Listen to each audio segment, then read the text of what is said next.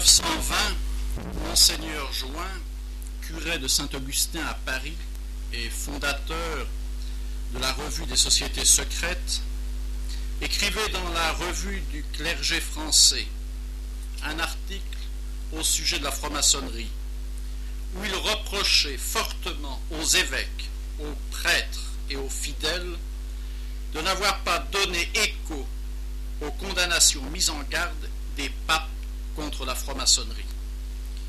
Et il développe un peu ce sujet tout au long de son article, pour en arriver à la conclusion que si Clément XII en 1738 et Benoît XIV en 1751 avaient été écoutés donc à l'occasion des premières condamnations de la franc-maçonnerie, nous n'aurions pas eu la Révolution française, car le clergé ne serait pas rentré dans les loges, ni les nobles, ni les bourgeois. Monseigneur Join fait ensuite remarquer, vu l'élargissement des matières qui sont étudiées dans les séminaires pour former les futurs prêtres, il serait indispensable que le clergé étudie ce qu'est la franc-maçonnerie pour y faire face. Nous le savons, l'étude de la franc-maçonnerie, où elle est méprisée, où elle est ridiculisée. Certes, il ne s'agit pas de voir des francs-maçons partout, mais il faut connaître la franc-maçonnerie et ses méthodes. Car sans connaître ce qu'est la franc-maçonnerie, ses méthodes, ses idées, on peut très facilement faire le jeu de la franc-maçonnerie sans s'en rendre compte. Depuis des années, la franc-maçonnerie inocule des principes qui imprègnent toujours plus la société et même aussi l'Église. La franc-maçonnerie favorise toutes sortes de religions et de sectes. Elle va jusqu'à financer même certaines sectes, car elle sait ainsi qu'elle nuit à l'Église. Seule l'Église est l'unique force capable de s'opposer et de freiner la secte maçonnique, et les maçons le savent. Il serait intéressant d'étudier les slogans modernes qui rongent actuellement l'Église et de voir combien sont d'origine maçonnique. Par exemple, la franc-maçonnerie a un principe de discuter toujours sur ce qui nous unit. Et si vous voyez les grandes réunions internationales ou interreligieuses, on cherche toujours des points de convergence. Tout à fait l'opposé de ce qu'a fait l'Église pendant des siècles. Dans l'Église, on va discuter sur les divergences, sur les différences, sur ce qui nous sépare, les fameuses disputes théologiques. Et ce principe maçonnique de discuter sur ce qui nous unit nous a porté bien sûr à l'œcuménisme actuel, mais aussi au sujet de ce processus de la paix mondiale, qui n'est pas la paix du Christ, mais la paix maçonnique. Nous ne sommes pas réunis ici pour rappeler ce qu'est la franc-maçonnerie, ou pour connaître ses buts. Je pense que dans la salle, nous sommes tous d'accord sur le point de reconnaître que la franc-maçonnerie est cette terrible réalité qui est la contre-église. Comme notre Seigneur a voulu étendre son règne dans le monde, et dans le monde entier, étendre son règne dans nos âmes, dans nos familles, dans nos cités, sur nos nations, de même, la franc-maçonnerie a ce but, étendre ses principes dans le monde entier, dans nos familles, dans nos cités, dans nos nations.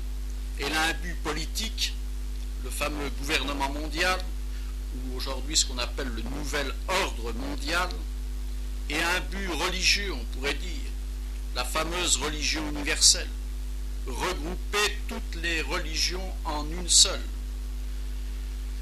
et une religion qui serait en quelque sorte au service de ce nouvel ordre mondial. Il était intéressant de lire certains articles au début du synode, des articles dans des journaux laïcs italiens, où on parlait de l'idéologie de l'Église. On veut réduire la religion catholique à une idéologie. Et on sent très bien aussi cette volonté de vouloir réduire la papauté à un rôle de médiateur éthico-politique dans les grands conflits mondiaux et internationaux. Cela conviendrait à tout le monde si Rome était là pour faire un peu le médiateur dans les conflits et pour poser une éthique, faire appliquer une éthique qui pourrait convenir plus ou moins à toutes les sociétés qui sont sur la Terre. Mais pour connaître la réalité de la franc-maçonnerie, je vous rappelle simplement quelques titres. Vous avez l'heure présente de Monseigneur de Lassus. Vous avez les infiltrations maçonniques dans l'Église par Emmanuel Barbier, les livres de Bordio, Coston, Moncomble, de Léon Poncin, de Pierre Virion, et bien d'autres livres. Avant d'aborder le sujet de ce soir, je voudrais faire une petite précision au sujet de lorsqu'on parle de francs-maçons. Il serait une erreur de croire que tous les membres d'une société secrète soient conscients de ses buts occultes. Le prétexte affiché de philanthropie, d'études philosophiques, littéraires, artistiques ou autres lui sert à obtenir des adhésions de personnalités éminentes tenues soigneusement dans l'ignorance de ses intentions réelles et qui lui apportent leur caution morale, en quelque sorte sa couverture officielle. Lorsque nous dénonçons certaines personnes comme francs-maçons, on ne peut pas dire que ces personnes font partie de groupes sataniques. Mais il faut savoir que la franc-maçonnerie, au sommet de la franc-maçonnerie, bien sûr, c'est le satanisme qui existe. Et c'est pourquoi aussi il est nécessaire de faire connaître la maçonnerie et de dénoncer la maçonnerie. C'est un travail qui est urgent. On ne sait plus ce que c'est, ou on ne veut pas savoir, ou c'est un problème qui est tabou et personne ne veut l'aborder. Au contraire, il faut avoir le courage d'en parler, de dénoncer, de faire ses études.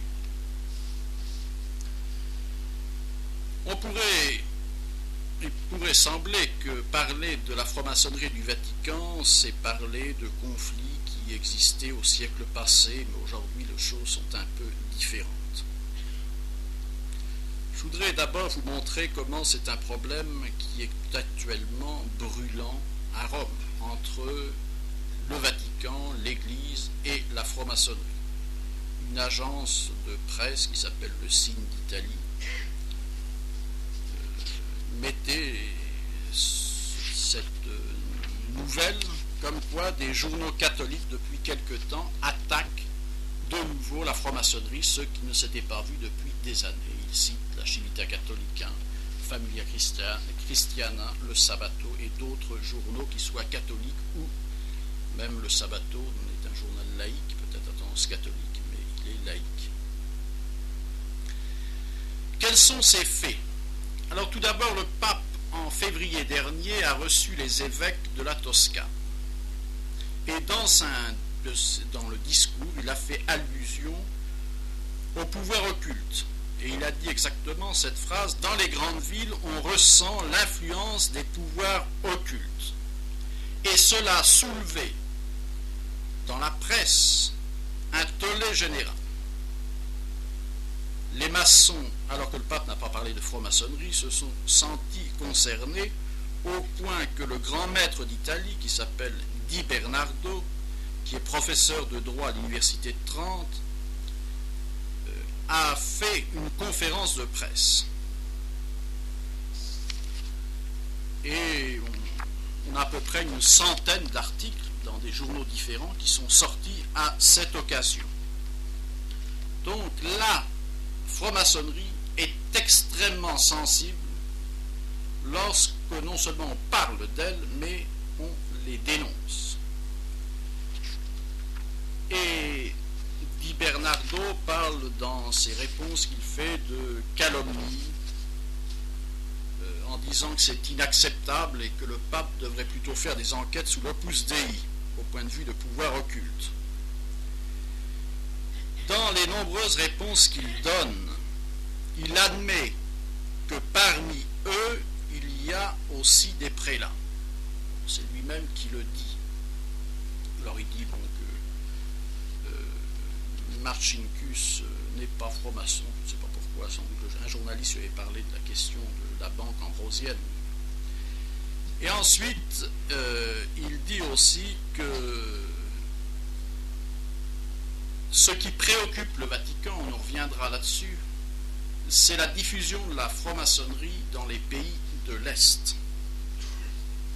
Alors cela se passait en février, la réponse de Di Bernardo, sa conférence de presse en mars, et ensuite dans la revue du Grand Orient d'Italie qui s'appelle l'IRAM, ce professeur d'université qui est grand maître a écrit un article « L'Église catholique et la maçonnerie, utopie, réalité, suggestion ». Alors je ne vais pas vous faire un résumé de cet article qui est très long, mais juste vous donner quelques points. Alors il repart de la fameuse déclaration du cardinal Ratzinger le 26 novembre 1983, donc juste la veille de la promulgation du nouveau code de droit canonique, où il n'est plus question de l'excommunication des francs-maçons. On excommunie ceux qui font partie des sectes, mais le mot franc-maçon n'est plus prononcé. Et il dit que Ratzinger, pour faire cette déclaration, s'est appuyé sur la fameuse déclaration de la conférence épiscopale allemande à propos de l'appartenance des catholiques à la franc-maçonnerie qui avait été faite le 28 avril 1980, et les évêques allemands, au moins ceux qui avaient travaillé, étaient arrivés que la maçonnerie n'ayant pas changé, un catholique ne pouvait pas adhérer à la franc-maçonnerie. Alors il dit, cette déclaration de l'épiscopat allemand reste identique à elle-même. Il dit inconciliabilité entre d'appartenir à la maçonnerie et d'avoir la foi chrétienne. Et il dit que la maçonnerie juge aussi le fait que l'Église n'a pas changé donc son attitude vis-à-vis de la maçonnerie. Il dit pourquoi? Il dit l'Église ne peut pas changer. Il dit si l'Église change, ce n'est plus l'Église. De même, il en est de même pour la franc-maçonnerie. La franc-maçonnerie reste ce qu'elle est. Donc c'est important de l'entendre de sa part, car il dit bien tout ce qui a été écrit au siècle dernier, au début de ce siècle, où il suffit de lire, par exemple, les serments que font les francs-maçons à l'occasion de leurs différents grades. Bien sûr que ça porte à la lutte contre l'Église. Et il dit que lui, il retient comme une attitude correcte qui serait, il souhaite de la part de l'Église, c'est d'admettre la maçonnerie telle qu'elle est, comme l'Église, comme la maçonnerie admet l'Église telle qu'elle est. Une espèce de déclaration de respect réciproque. Mais il va ensuite plus loin. Il dit cela n'empêche pas une collaboration entre nous. Il dit il y a des points communs. Il dit il y a un principe, entre autres la liberté que défend l'Église, qui repose sur la dignité humaine. Et il dit l'Église a fait sienne cette doctrine. Il dit pour l'Église, la défense de la dignité humaine reste quelque chose sur lequel on ne revient pas, fondamental. Et nous connaissons malheureusement ce fameux texte de la Dignitatis Humanae dans le Concile Vatican II. Et on voit bien sur quoi il va chercher. Il ne va pas chercher des textes de la tradition, il va chercher Vatican II en disant, en se basant, même s'il ne le dit pas, il connaît, il se dit, se basant sur la dignité humaine, on peut collaborer entre l'Église et la franc-maçonnerie. Le 2 novembre, la Civita Cattolica, qui est une revue qui a été fondée en 1850 par les Jésuites, qui a été une revue très courageuse jusqu'en 1960, et qui ensuite a ouvert ses portes à l'esprit du monde, a écrit le 2 novembre de cette année un éditorial au sujet de la franc-maçonnerie. Et nous savons que les éditoriaux de la Civiltà Cattolica, en général, sont publiés avec une autorisation de la secrétairie d'État. Ils ne peuvent pas publier sans avoir soumis leur texte à la secrétairie d'État. Et on peut même se demander si dans ce cas-là, ce n'est pas la secrétairie d'État qui a demandé à la Civiltà Cattolica, aux jésuites, de publier cette réponse, en quelque sorte, de l'Église à Di Bernardo. Bon, il en tire la conclusion bien faible d'inconciliable. Il dit que c'est inconciliable l'appartenance à l'Église et à la franc-maçonnerie. Mais je dois dire que la manière dont il parle de la franc-maçonnerie est très sereine et très compréhensive. On dirait que pratiquement il s'arrête au premier grade de la franc-maçonnerie. On accuse la franc-maçonnerie de naturalisme, ce qui est déjà extrêmement grave, parce que le naturalisme, c'est la négation de la révélation, c'est la négation du surnaturel. Alors, un ton qui n'est pas hostile, plutôt serein, ils disent, bon, incompatibilité entre les deux. Ensuite, presque en même temps, est sorti un article encore de Di Bernardo dans l'IRAM, où il reprend les arguments au moins de la part de l'Église, en disant, on dit qu'on est inconciliable parce qu'on traite la maçonnerie comme une religion. Et il démontre au bout de nombreuses pages que la maçonnerie n'est pas une religion. Et que donc, si ce n'est pas une religion, il y a peut-être un moyen de coopérer ensemble. Et il dit, si on considère, bien sûr, l'Église catholique considère la franc-maçonnerie comme une religion, il y a une mésentente, une incompréhension, et on ne peut pas collaborer. Au contraire, il dit il faut que l'Église réfléchisse à cela, et elle comprendra que peut-être il y a des points où nous pouvons collaborer ensemble. Alors,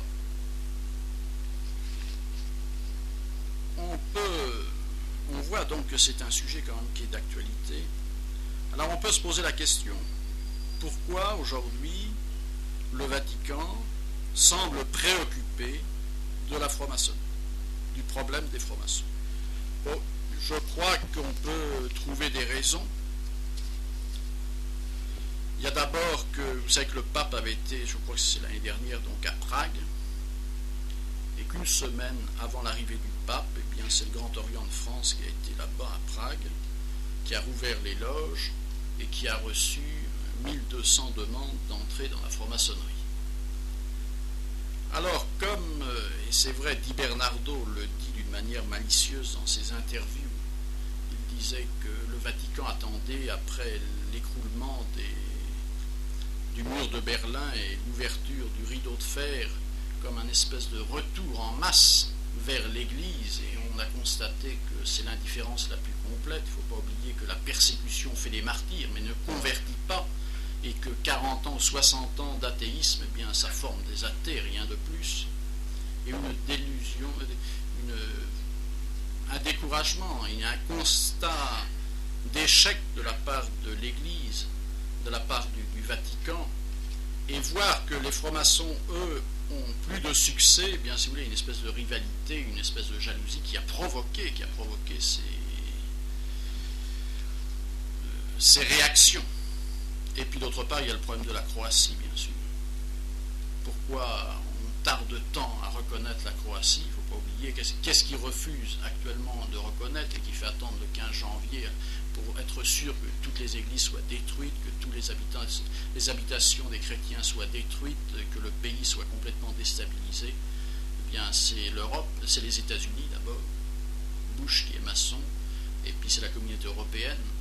Et nous savons que les ministres, la plupart des ministres de la communauté européenne sont francs-maçons. Parce Ils savent que 90% des Croates sont catholiques et ils ne peuvent pas supporter la possibilité d'un pays qui puisse se déclarer confessionnel. Alors ils préfèrent que ça soit complètement détruit. Et certainement, il a été émouvant au synode d'entendre cet évêque croate décrire la situation de son pays. Alors donc le sujet d'actualité. Je voudrais maintenant vous montrer par des faits assez précis l'influence ou le rôle que les francs-maçons ont eu au Vatican durant ces dernières années. Je vais prendre des faits assez précis. D'abord au temps de Jean XXIII, au sujet de la crise de Cuba et ensuite de la libération du cardinal Slipy.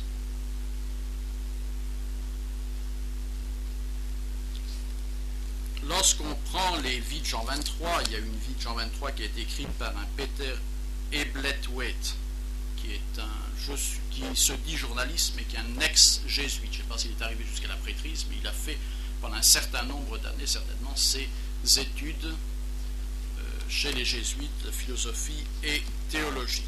Donc il connaît bien le problème et qui sait où aller pour avoir des sources sûres. Il parle de la crise de Cuba et du rôle de Jean XXIII dans cette crise de Cuba. Et avant de vous parler de l'intervention de Jean XXIII, celui qui est intervenu dans la crise de Cuba est un certain Norman Cousin, un Américain. Alors on en parle dans les livres, par exemple ce livre sur Jean XXIII, la vie du cardinal Béat, tous les vaticanistes retraçant l'histoire de la crise de Cuba parlent de ce cousin, mais personne ne dit qui est ce Norman Cousin. Eh bien, c'est un sataniste américain de la Lucis Trust. La Lucis Trust a été fondée en 1924 avec le nom de Lucifer Trust, qui a son siège en Angleterre. Puis Lucifer Trust, comme ça, sonnait mal à l'oreille, ils ont préféré l'appeler Lucis Trust. Elle a, entre autres, comme responsabilité l'entretien de la chapelle du palais de l'ONU à New York. Toujours intéressant à savoir, c'est là où avait été se recueillir le pape Paul VI lorsqu'il avait été faire son discours à l'ONU durant le concile. Je vous cite juste quelques façades de la Lucis Trust, société théosophique fondée par Hélène Blavatsky en 1875. Les Nations Unies, Greenpeace, Amnesty International, UNESCO, UNICEF. Et Lucis Trust est aussi lié à New Age. Alors ce Norman Cousin était un membre de la Lucis Trust. Il était aussi CFR, Council on Foreign Relations, donc encore un organisme au point de vue maçonnique. Alors vous rappelez qu'en octobre 1962, il y a eu ce qu'on appelle la crise de Cuba, là où Khrouchtchev voulait installer des missiles à Cuba. Et si on reprend les journaux de l'époque, eh bien les journaux titraient qu'on était probablement à la veille d'une nouvelle guerre mondiale. Une tension extrêmement forte entre les États-Unis et la Russie. Et ne sachant plus que faire, Kennedy appelle Norman Cousin en lui disant « Si on veut empêcher ce conflit, il faut absolument intervenir auprès de Jean XXIII. » Alors, Kennedy intervient auprès de Norman Cousin. Alors, quels étaient les appartenances, les contacts qu'avait Norman Cousin avec la Maison-Blanche, j'en sais rien, mais en tout cas, dans la journée, il lui a dit « Prenez contact ». Et le soir même, Cousin raconte dans un de ses livres qu'il a téléphoné au Vatican. Et il avait aussi ses entrées à Moscou. Alors, on peut reprendre ça dans des vies de Jean XXIII. Alors ils disent, le jour même, le président, explorant tous les chemins pouvant conduire à la paix, appelle Norman Cousin pour lui dire qu'il entend prendre contact avec le Vatican. Pourquoi Cousin et pourquoi le Vatican? Alors Cousin organisait des réunions, lorsqu'il y avait le conflit, cette tension à Cuba, il était aux États-Unis, à Andover, où il avait réuni un certain nombre de savants et d'académiciens russes avec un certain nombre de savants et d'académiciens américains pour essayer d'ouvrir un dialogue. Était présent, et on aura l'occasion d'en reparler, à cette réunion aux États-Unis, le fameux père Morlion. Et Norman Cousin raconte dans son livre que pour entrer en contact avec le pape Jean XXIII, il a téléphoné, il s'est mis en contact avec Morlion, qui a téléphoné au Vatican. Bon. Ensuite, il serait trop long de raconter exactement comment est intervenu Jean XXIII. Il est intervenu d'abord par il y avait l'audience générale le lendemain, le mercredi, et au cours de l'audience générale, il a lancé ce message. Bon, les spécialistes de la maçonnerie disent qu'ils se comprennent entre eux, et où il disait: le pape parle toujours favorablement de tous les hommes d'État qui, ici ou là, un peu partout, cherchent à se rencontrer pour éviter en réalité la guerre et procurer un peu de paix à l'humanité. Ensuite, il y a eu un message du pape Jean XXIII qui était pour Khrouchtchev, qui a été porté à l'ambassade soviétique à Rome. Il disait: nous supplions tous les gouvernements de ne pas rester sourds à ce cri de l'humanité, qu'ils fassent tout ce qui est en eux pour sauver la paix. Ils éviteront ainsi au monde les horreurs d'une guerre dont nul ne peut prévoir quelles seraient les effroyables conséquences. Qu'ils continuent à traiter, car cette attitude loyale et ouverte a grande valeur de témoignage pour la conscience de chacun devant l'histoire. Promouvoir, favoriser, accepter les pourparlers à tous les niveaux et en tout temps est une règle de sagesse et de prudence qui attire les bénédictions du ciel et de la terre. Le fait, c'est que la Pravda, le lendemain, publiait ça à la une dans les journaux, et que, suite à cette intervention, Khrouchtchev faisait revenir en arrière les fameux bateaux de guerre qui portaient ses missiles. Alors ça, c'est une première intervention de Cousin. Ensuite, il y en a eu une deuxième. Cousin a un rendez-vous avec Khrouchtchev au Kremlin pour le 13 décembre. Avant de partir en Russie, il passe au Vatican. Il arrive le 2 décembre au Vatican. Il est reçu par le père Morlion, qui va lui faire rencontrer le cardinal Béat, le cardinal Tisserand. Il n'a pas pu voir le pape à cette occasion parce qu'il avait quelques problèmes de santé. Qu'est-ce qui s'est passé exactement? Nous n'en savons rien, mais en tout cas, pratiquement, Cousin va aller au Kremlin traiter d'une ouverture, ou au moins d'un dialogue, d'une ouverture d'un dialogue entre le Vatican et le Kremlin au nom du Vatican, de l'Église. Donc c'est un luciférien, un grand maçon, qui est envoyé de la part du Vatican, et lorsqu'il arrivera, il raconte ça dans son livre. Il dit qu'il vient de la part du Vatican, il est très fier du reste de son rôle de médiateur. Alors lorsqu'il a parlé avec Béat, il lui a dit qu'est-ce qui pourrait faire plaisir au Saint-Siège, un geste qui pourrait être fait par Khrouchtchev. Est-ce qu'il y a quelque chose que le Vatican attend de la part du Kremlin? Et Béat a dit certainement ce que le pape Jean aurait à cœur, c'est la libération de Monseigneur Slipy, qui est déjà depuis de nombreuses années en prison. Et c'est Norman Cousin qui va traiter la libération de Slipy avec Khrouchtchev. On va dire, mais c'est toujours quelqu'un de libéré. Et c'est toujours une bonne chose. Attention. C'est lui qui ouvre l'os politique. Et donc, qui va en même temps créer les conditions de l'os politique. C'était tellement délicat déjà, ces relations, que lui va poser en quelque sorte des principes qui vont suivre l'Ostpolitik ensuite jusqu'en 89. Quelle est la condition fondamentale que va poser le Kremlin et que Norman Cousin va accepter au nom du Vatican pour la libération de Slipy? Que Slipy se taise sur les persécutions religieuses, sur sa prison, et que le Vatican s'engage à ne pas parler des persécutions des chrétiens derrière le rideau de fer. On peut dire que l'Église du silence a été créée par un franc-maçon, par Norman Cousin. Et le Vatican s'est engagé ensuite à garder le silence. Alors il y a eu des fuites dans la presse, quelques journalistes ont commencé à parler des persécutions de Slipy. Il y a dans l'Observateur Romano, il y a une espèce en disant non, non, que le Saint-Siège n'avait rien dit, on a fait signer à Slipy un papier comme quoi il n'avait pas parlé de ses persécutions, etc. Donc on libère Slipy, certes, mais aux conditions de Moscou.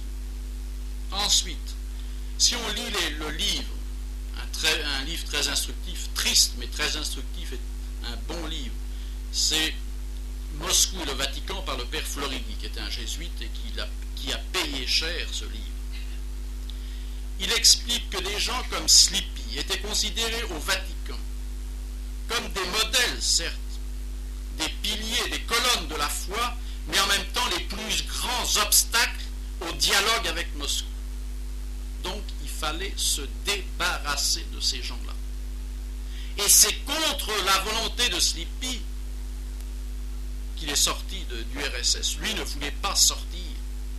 Et on raconte dans certains livres ces 2 jours affreux qu'il a passés à Moscou dans les chambres d'hôtel avec Willebrand, qui était le secrétaire de Béat, qui a été chargé de ramener Slipy à Rome. C'est dramatique. Slipy ne voulait pas partir. Et Willebrand disant c'est la volonté du pape, c'est la volonté de l'Église, il faut obéir à l'Église, l'Église c'est le Christ, etc., etc. Alors pensez que cette Ostpolitik qui va suivre, ensuite on va en faire sortir d'autres. Winchinsky va plus, non pas Winchinsky, Minzenty, on va le faire sortir contre sa volonté, etc. Bérat. Alors pensez que toute cette Ostpolitik, on peut dire, est partie avec Norman Cousin, et d'autre part, on ne sait pas tout, loin de là, vous voyez, sur Norman Cousin et sur toutes ces tractatives entre Moscou et le Vatican avec Norman Cousin. Dans ce livre, qui est très intéressant, 900 pages sur la vie du cardinal Béat, qui a été écrite par un père Schmitz qui a été son secrétaire, il dit, à propos de la crise de Cuba, il reproche à un vaticaniste qui a parlé de ce sujet, de n'avoir pas mis assez en valeur le rôle de Béat. Il dit, j'ai écrit 30 feuilles dactylographiées sur le sujet. Mais je n'ai pas encore publié car je pense que les temps ne sont pas encore mûrs pour faire certaines révélations. Et nous savons que le pape Jean XXIII avait pleine confiance au cardinal Béat. Lorsqu'il savait qu'un problème était dans les mains du cardinal Béat, il disait « Je suis tranquille, il n'y a plus de problème ». Alors là, on voit comme une intervention directe d'un franc-maçon. Et je ne sais pas moi qui dis que franc-maçon, prenez les livres de Montcombe, prenez d'autres livres, on parle de Norman Cousin. Donc un franc-maçon qui va agir dans l'Ostpolitik, qui va en quelque sorte déclencher l'Ostpolitik. Alors je vous ai parlé, au moins cité ce nom, du père Félix Morlieu. Alors il faut parler un peu de lui. C'est encore un personnage très mystérieux dont nous avons encore peu de choses sur lui. Je pense qu'on pourrait écrire certainement d'ici peu un livre si la source, les Américains, je pense, donnent leurs archives. Le père Félix Morlieu est un Belge qui est né en 1904 et qui est mort en 1987 à New York. En Belgique, il a fondé la CIP, le Centre d'information Prodéo. Durant la guerre, donc la Première Guerre mondiale, la Deuxième Guerre mondiale, il travaille au OSS, c'est le service secret militaire américain, ce qui en quelque sorte a précédé la CIA. En 1941, il va aux États-Unis. En 1944, le 4 novembre, il arrive à Rome, avec les papiers du département américain et avec un permis militaire lui permettant d'utiliser pour ses déplacements tous les moyens américains, tous les moyens de transport américains. À peine arrivé à Rome, les deux contacts qu'il a, c'est d'une part avec Giulio Andreotti, qui est depuis 40 ans pratiquement au pouvoir en Italie, s'il n'est pas Premier ministre, il est ministre des Affaires étrangères ou député, mais il a toujours été dans la politique depuis 40 ans. Et au Vatican, l'autre contact qu'il a, c'est Jean-Baptiste Montini, qui était à l'époque à la secrétairie d'État. Arrivé à Rome avec l'argent des Américains, il fonde le Centre international Prodeo, aujourd'hui appelé LUIS, qui est la libre université des études sociales. Il s'intéresse à la franc-maçonnerie, on en parle à Montigny, on aura l'occasion d'en parler. Il a des rapports non seulement avec la CIA, aussi avec les services secrets français. On a découvert récemment qu'il avait comme ami Umberto Federico D'Amato, qui était un des responsables de la fameuse loge P2 en Italie. Il était chargé du bureau des affaires réservées. En langage normal, on appelle ça des services secrets. Et il est intéressant de voir qu'on parle... D'abord, il a été chassé de Rome, j'ai oublié de dire, en 1960, par le canal Pizzardo, parce que ses attaches ou ses contacts avec la CIA étaient trop ouverts, mais il est revenu bien rapidement.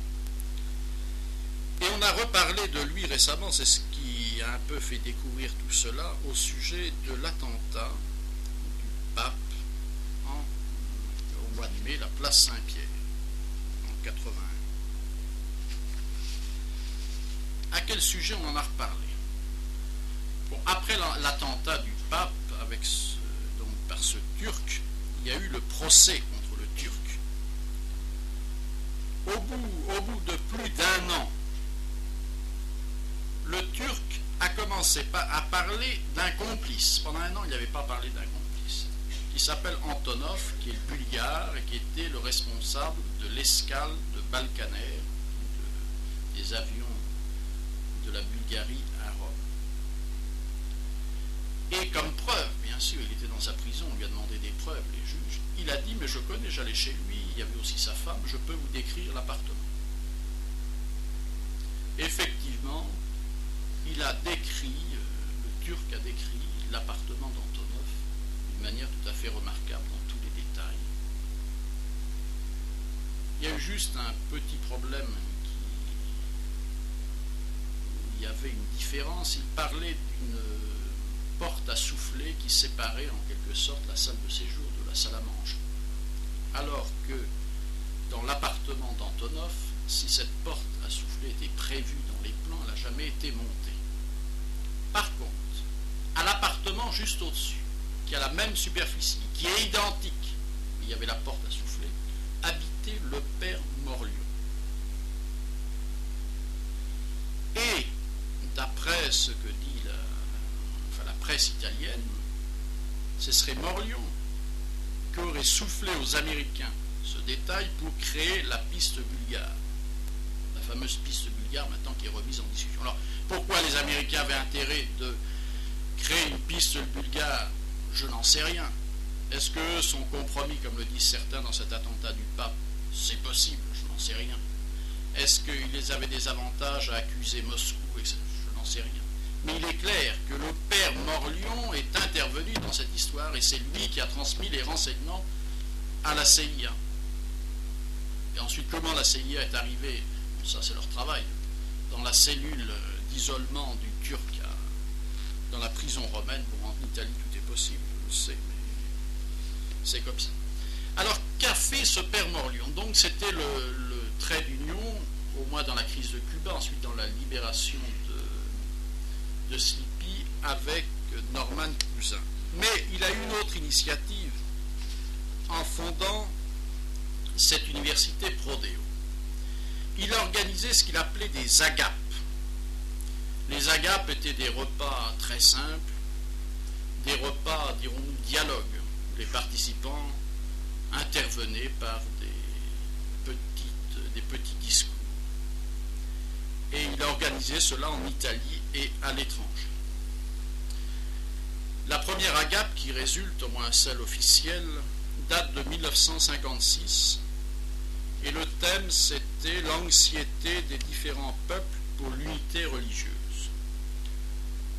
1957, deuxième agape, aspect négatif et positif des différents mouvements œcuméniques. Étaient présents des membres du Conseil œcuménique des Églises. Et d'après les récits de journaux, on avait l'impression d'assister à une assemblée interconfessionnelle où de nombreux professeurs de théologie et d'histoire du christianisme recherchaient une solution panchrétienne dans un sens aussi catholique. En 1958, troisième agape, l'unité chrétienne et l'esprit du catholicisme. 1959, l'apostolat de pénétration dans les milieux indifférents. 1960, la religion et les relations humaines. 1961, innovation sociale et renaissance religieuse dans le monde. 1962, le dépassement des préjudices, des incompréhensions et de l'antigonisme nationaux, raciaux, religieux et politiques. Et par chance, dans une librairie, j'ai trouvé un livre d'occasion qui est Les Actes des agapes de 1962. Alors ces agapes réunissaient à Rome, donc à la Prodeo, 18 religions et 43 nationalités. Étaient présents comme personnalités religieuses le cardinal Béat, son secrétaire, Monseigneur Wilbrand, un évêque maronite, Monseigneur Sphère, un évêque auxiliaire de Rome, Monseigneur Hector Cunial, et ensuite, bien sûr, rabbins, pasteurs protestants, hindous, etc. Ils avaient composé une prière commune que tout le monde a récitée dans sa langue. Je vais vous citer pour vous montrer comment c'est très... Dieu omnipotent, éternel, regarde bien cette agape fraternelle, afin que chacun de nous, surmontant et répudiant les méfiances qui engourdissent et l'adversité qui empoisonne les relations humaines, se fasse partout semeur de bonté, messager d'amour et de vie. Seulement avec ton œuvre au prévoyant Créateur, l'élan de notre concorde sera briser les barrières de l'égoïsme et de l'incompréhension. Vous voyez qu'Albéa, les évêques récitaient cette prière, qui est beaucoup plus maçonnique que catholique. Ensuite, il y a un certain nombre de discours. Alors le Cunial a dit, l'évêque qui est évêque à Rome, a dit il y a 40 ans, on n'aurait jamais pu s'imaginer une telle réunion à Rome. Ensuite, un autre évêque a dit qu'il fallait voir ce qui nous réunissait, pas ce qui nous séparait.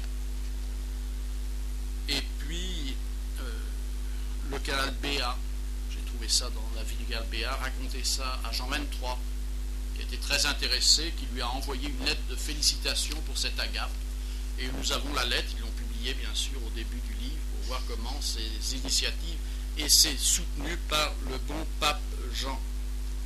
Ensuite, le 15 février de 62, le pape a fait une même assemblée à Paris. C'est intéressant de voir les journaux, ce qu'il racontait. Le 15 mars à Vienne. Et vu le succès de ces agapes, ils organisent une très grande agape à New York en 63. Alors il y a Béat qui est bien sûr là. Jean 23 est au courant et il dit qu'on a retrouvé ça dans ses notes personnelles, un petit billet qu'il accompagnerait le cardinal Béat par sa prière lors de sa tournée aux États-Unis. Alors il y a une grande agape et qui réunit plus de 1000 personnes.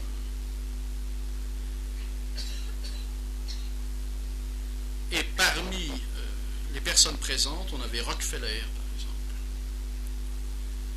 et d'autres genres de personnalités de ce type. Et le professeur Von Dusen, qui est de confession évangélique, a adressé un espèce de message, enfin d'adresse au cardinal Béat en lui disant « Éminence, tous aujourd'hui sont réunis en votre honneur, qui désormais est Pater Œcumenicus, Père œcuménique. » Et dans les rapports, on voit que la conclusion a été faite par le père Morlion. Alors on voit que déjà, depuis 1956, donc déjà sous Pie XII, sans doute derrière ses épaules, derrière son dos, on organisait à Rome pratiquement des réunions comme assises, où il y avait une prière commune, où chacun, dans un discours, adressait ses sentiments personnels ou ce qu'il pensait de l'unité de toutes les religions. Et dans le livre sur Jean 23, là, il n'y a pas d'explication. Mais lorsqu'il parle des agapes, entre parenthèses, l'auteur met, bien sûr, ces initiatives n'étaient pas sans relation avec Norman Cousin. Là, il n'explique pas pourquoi. C'est très dommage. Bon, on peut certainement que, comme Morlion est en contact avec Norman Cousin, ils ont dû parler, ou lui-même s'est fait encourager, puisqu'il était financé par les Américains, dans ce genre d'initiative. Donc on peut très bien dire, là aussi, et d'après un certain nombre de publications qui sont faites actuellement, on commence à parler de Morlion dans la presse, et de temps en temps il y a des articles, on ne dit pas qu'il était franc-maçon, mais lié à la franc-maçonnerie, qu'il avait des amis francs-maçons, et on peut dire que c'est cet esprit qui a fait démarrer en quelque sorte l'œcuménisme. Il ne faut pas oublier que Béat est le fondateur du secrétariat pour l'Union des chrétiens qui a été fondé au début du concile et qui a empoisonné tout le concile. Il n'y a pas un texte du concile qui n'ait été revu par le secrétariat de l'Union des chrétiens. Il était beaucoup plus puissant que le Saint-Office ou que la commission doctrinale. Parce que tout était vu, tout était fait en fonction de l'unité des chrétiens, en fonction des autres religions. Alors lorsqu'on parle de la religion universelle, c'est clair, les francs-maçons, se servant de personnes qu'ils ont à l'intérieur du Vatican, sont arrivés, ont soutenu toutes ces initiatives œcuméniques. Ce n'est pas forcer les textes de le dire. Et puis il y a eu ensuite une autre agape à Rome, où Béat fit un important discours sur l'amour de la vérité, pratique de la charité, comme chemin vers l'harmonie entre les individus et les groupes. Alors, vous voyez, tous les thèmes de ces agapes, il faut faire tomber les barrières, que ce soit entre les nations, entre les races, entre les religions. Et ça, on le sait bien, c'est un des buts de la maçonnerie. Le mélange des races, le mélange des religions. Et c'est la première fois dans son discours que Béat, d'une manière explicite, parle de rencontres et de collaboration entre fidèles appartenant à des religions diverses, sur la base de la foi commune en un Dieu, comme si la foi du catholique se résumait dans la foi en Dieu, où notre Seigneur, bien sûr, est exclu. Et il dit, dans le respect réciproque de la liberté religieuse de chacun. Et l'auteur de sa vie dit, c'est la première fois que le cardinal parle de la liberté religieuse en public, à l'occasion de ces agapes faites certainement dans cet esprit tout à fait maçonnique. Alors ces deux faits, vous voyez, importants. Bon, il serait beaucoup de choses, on ne le sait pas encore sur le cas Béat. Cet auteur, il y a 900 pages dans ce livre sur le Béat qui est très fouillé, mais l'auteur le fait exprès. Il y a certains passages de la vie de Béat dont on ne parle pas. Son fameux voyage à New York entre deux sessions du concile, lorsqu'il a été demandé aux Knighbrites ce qu'ils attendaient du concile, et qui aboutit en quelque sorte à la déclaration sur les Juifs Nostra Aetate, c'est documenté, ça a été publié par la fameuse revue Look à New York, cette rencontre avec la fameuse photo de Béat sortant des Knighbrites et montant dans sa voiture. Bon, lui, il ne dit rien, il parle de ce voyage, il dit il a été pendant un certain nombre de jours aux États-Unis pour faire des conférences à droite et à gauche, mais s'abstient de parler de cela. Béat, je ne sais pas, bon, c'est ce que je dis, s'il était maçon ou pas, mais on a trouvé c'est en Suisse, à Zurich, à l'occasion de la mort de Béat, il y a eu des avis mortuaires qui ont été faits par la Fondation internationale Humanum, qui est une fondation maçonnique. Elle est patronnée par 3 francs-maçons, dont un est organisateur de la trilatérale en Europe et un autre membre de la Bilderberg. Et ils ont donné, Humanum a fait une annonce mortuaire au nom d'Humanum au vénéré cardinal et regretté cardinal Béat. Et d'autre part, j'ai su récemment qu'Humanum prenait en charge l'été des séminaristes d'Amérique du Sud, entre autres des Mexicains. Alors, qu'est-ce qu'on leur faisait visiter? On conduisait à Genève au Conseil œcuménique des Églises. Et ensuite, bon, j'ai su, malheureusement, il leur faisait tout pour leur faire perdre la vocation. Un autre point qui serait intéressant de traiter, c'est la franc-maçonnerie et le concile, et spécialement des Knightbreed. On le sait pour la question qui regarde le décret sur les Juifs. Léon de Poncin a décrit tout cela, écrit sur la question, le décret des Juifs, sur les Juifs Nostra Aetate, a été demandé par les Juifs, a été pratiquement rédigé par les Knightbreed. Pour la liberté religieuse, on n'a pas de preuves, comme on peut avoir pour le décret Nostra Aetate. Mais cette virulence avec laquelle Béat a défendu la liberté religieuse contre Octaviani déjà dans la préparation du concile, durant le concile, montre bien qu'il y avait des forces qui étaient derrière, qui voulaient absolument, on avait sans doute promis de faire quelque chose. C'est exactement pareil lorsque les évêques étaient venus de derrière le rideau de fer, il y a eu ce pacte avec Moscou de ne pas condamner le communisme, et le Vatican était tenu par quelque chose à ce sujet. D'autres points qui nous montrent l'importance, ou le rôle qu'a pu avoir la franc-maçonnerie au Vatican, où il y a un cardinal qui s'appelle Koenig, cardinal de Vienne, qui est à la retraite, mais qui a été longtemps cardinal à Vienne, en Autriche. Bon, tout le monde dit à Vienne que c'est un franc-maçon. C'est un mystère pour personne. Un de nos fidèles, un avocat, avait fait une conférence sur la crise de l'Église, je ne sais pas à quel propos, il avait parlé de Koenig et de la maçonnerie. En quels termes, je ne sais pas. En tout cas, le lendemain, à 8 heures, l'avocat de Koenig téléphone à cet avocat et lui dit « Le cardinal demande un démenti parce que vous avez dit qu'il était franc-maçon. » Alors il a répondu « Je m'excuse, je n'ai pas dit qu'il était franc-maçon, j'ai simplement dit que dans tout Vienne, on disait qu'il était franc-maçon. » Ah, si vous avez dit ça, ça va. Alors on sait qu'il avait des contacts avec la franc-maçonnerie. La preuve en est, entre autres, une publication de Vienne, toute la correspondance entre Koenig et le grand maître de la maçonnerie à Vienne à propos de l'excommunication des francs-maçons dans le nouveau code de droit canonique, où justement ce grand maître fait tout pour insister auprès du cardinal afin qu'il intervienne pour retirer cette excommunication. Et ils ont publié toutes ces lettres. Il doit y avoir 130 pages. Donc ce n'est pas des lettres qui ont été inventées, il n'y a pas eu démenti ni de la part de la maçonnerie, ni de la part du cardinal, c'est tout à fait un livre tout à fait officiel. Et il a eu un rôle important, oui. C'est lui qui a précédé pratiquement Casaroli dans tous les pays de l'Est.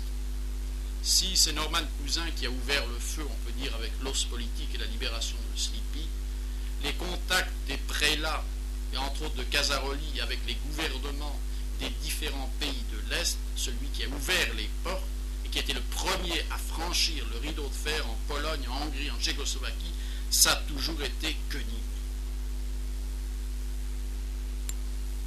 Et il s'est toujours porté comme un grand champion de l'œcuménisme. C'est le premier prélat cardinal qui a été faire un discours officiel dans une université islamique. C'est le premier qui a fait aussi un discours dans une université juive à Jérusalem.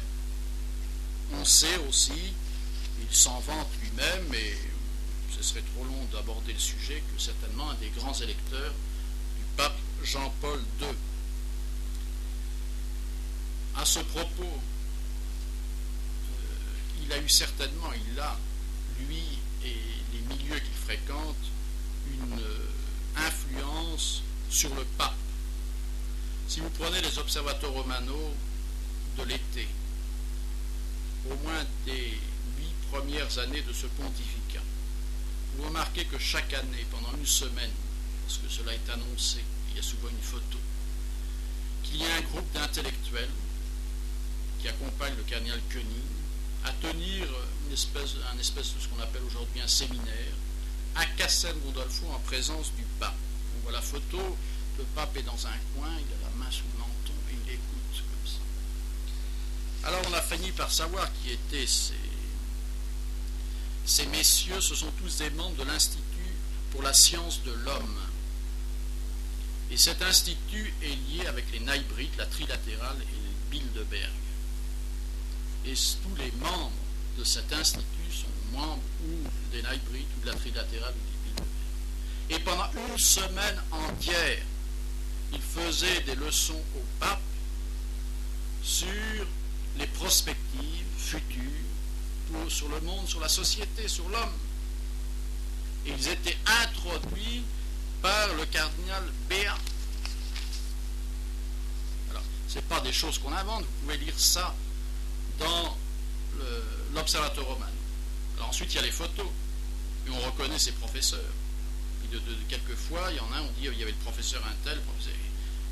Ouais, et ensuite, je crois qu'ils ont un jour publié, ou c'est Observator Romano ou un autre journal, que c'était ce fameux Institut pour la science de l'homme, qui tenait ses séminaires à Castel Gandolfo, en présence du pape, dans le palais pontifical. Autre point, ça aussi, ça pourrait être le sujet d'une conférence, mais juste quelques mots, sur la mort de Jean-Paul Ier. Bon, moi j'en sais rien s'il a été assassiné ou pas. On dirait qu'il a été assassiné, j'en sais rien. Je pense avoir lu à peu près tous les livres qui sont sortis au sujet de sa mort. Il y a plusieurs livres, il y en a qui sont en faveur de la thèse de l'assassinat et d'autres qui ont été faits pour démonter cette thèse de l'assassinat. Et des livres qui ont été autorisés, il y en a un journaliste anglais, entre autres un des derniers qui est sorti, qui est contre la thèse de l'assassinat, qui a été fait avec autorisation du pape, et il a pu approcher un certain nombre de prélats, et du personnel du Vatican, autorisé donc par le pape lui-même, pour faire son enquête. Ce qui ressort de tous ces livres, c'est qu'on nous cache quelque chose. Je ne peux pas dire qu'on l'a assassiné, j'en sais rien, mais on nous cache quelque chose. Qu'est-ce qui s'est passé dans les appartements pontificaux entre 8h du soir et 10h du soir? C'est un mystère.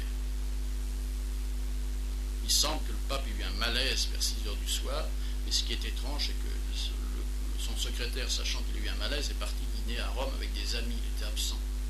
Alors est-ce qu'on l'a trouvé tout simplement mort après, parce que personne ne s'est occupé de lui? On ne savait pas comment annoncer ça, quand même, ça la mettait mal pour le Vatican. On l'a mis sur son lit, puis on l'a retrouvé le lendemain, j'en sais rien. Mais il est clair de tous les livres qu'on nous calcule. Prenez l'Observator Romano. Première déclaration, on raconte la mort du pape, que c'est la sœur, le matin, qui va lui porter son café à 4h30 chaque matin. Elle avait l'habitude de lui laisser une tasse de café à l'entrée de sa chambre. Elle est repassée un quart d'heure après, la tasse était là, elle s'est inquiétée, elle a tapé, elle a ouvert, elle a trouvé le pape mort, qui avait des papiers dans ses mains, des papiers qui étaient un discours qu'il est en train de préparer. 2 jours après, le même journal, l'Observator Romano, dit que c'est son secrétaire qui l'a trouvé mort avec l'imitation de Jésus-Christ dans les mains. Pourquoi changer? Donc il y a quelque chose qui n'est pas clair, j'en sais rien. Alors vous direz, mais quel est le lien avec la franc-maçonnerie? Ils ont publié l'année dernière un livre sur Jean-Paul Ier qui s'appelle « J'ai laissé mon cœur à Venise », puisqu'il était patriarche de Venise. C'est surtout un album de photos. Et à la fin, il publie. Alors l'auteur dit qu'il ne peut pas révéler la source, les résumés des conversations que le pape a eues durant les promenades l'après-midi avec le canal Vio. L'après-midi, ils allaient faire une promenade dans les jardins du Vatican. Alors, il semble, d'après ce qu'on lit, que ce soit les notes que devait prendre dans son journal personnel le canal Vio. le résumé un peu de ces conversations. Et 15 jours après son élection, sujet de conversation, la question de la maçonnerie. Où le pape dit au cardinal Villot, mon premier devoir est de libérer l'Église de la franc-maçonnerie, en commençant par la secrétaire d'État. Bon, Villot, son père était franc-maçon, son grand-père était franc-maçon. Est-ce qu'il était franc-maçon? J'en sais rien. Il avait des amis francs-maçons, en tout cas, puisqu'on a trouvé dans sa bibliothèque ce fameux livre dédicacé par un franc-maçon à notre cher ami le cardinal Villot, etc. Alors, bon, ça c'est un premier point. Deuxième point, un journal anglais qui est soutenu par les francs-maçons, dont le nom m'échappe actuellement, a publié à peu près dans la même époque, 15 jours après l'élection du pape, un article étrange sur la situation au Vatican. Et seuls des francs-maçons ont vu qu'il y avait un message en disant les choses au Vatican ne vont pas. Et il y avait entre autres un dessin, enfin une photo qui était la partie d'un pont moderne, qui était un triangle. Et il semble que c'était un message de la part des francs-maçons envoyé à leur vénérable frère, disant au Vatican il y a quelque chose qui ne va pas. Ensuite, nous savons que le pape, je ne veux pas mettre Jean-Paul Ier sur les autels, parce qu'il était le premier à nous faire des ennuis pour la messe à Venise.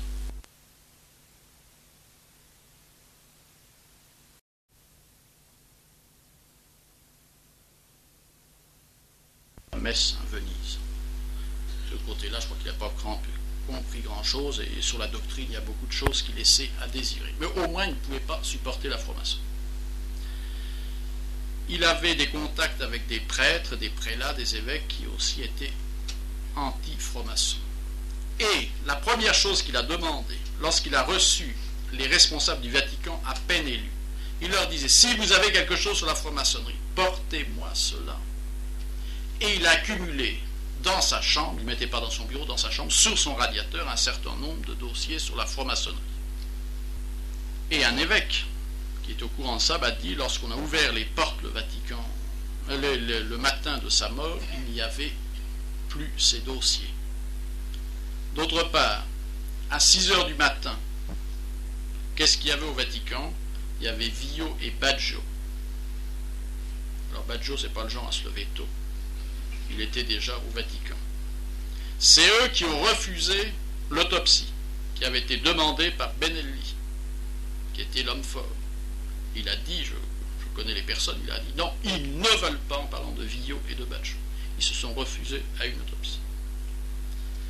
Ensuite, récemment, on m'a dit que Di Bernardo, donc le grand maître des maçons en Italie, a déclaré lors il y a eu une réunion, plusieurs personnes, enfin un autre professeur d'université, moi je sais qui a éliminé Jean-Paul Ier. Alors je ne veux pas en arriver à la conclusion que c'est les francs-maçons qui l'ont fait disparaître, j'en sais rien. Mais il y a un certain nombre de faits qui font quand même réfléchir. D'autre part, on m'a dit il existe actuellement il y a quelques évêques, je crois, c'est des Portugais, Sud-Américains, qui sont assez anti-maçonniques et qui ont fait une espèce d'association anti-maçonnique. Et ils ont entre autres un siège à Zurich, qui est un des centres de la franc-maçonnerie. Et un de ces évêques m'a dit, la veille au soir de la mort du pape, à Zurich, dans les milieux industriels, on considérait la mort du pape comme chose déjà faite. Alors il y a donc un certain nombre d'indices, enfin, qui font réfléchir. Alors il se mêle de tout. Bon, on avait jusqu'à maintenant, au sujet de l'analyse du Saint-Suaire au carbone 14, il existe une lettre qui est envoyée au Vatican à différents prélats, à un prélat en particulier, de la part d'un beau-frère d'un franc-maçon, expliquant comment on en était venu à l'analyse du carbone 14, et disait que c'était les loges de Turin qui avaient décidé cela en s'appuyant sur un ingénieur qui travaillait au Vatican. Et il y avait tous les noms. Bon, On peut dire cette lettre est un faux, j'en sais rien.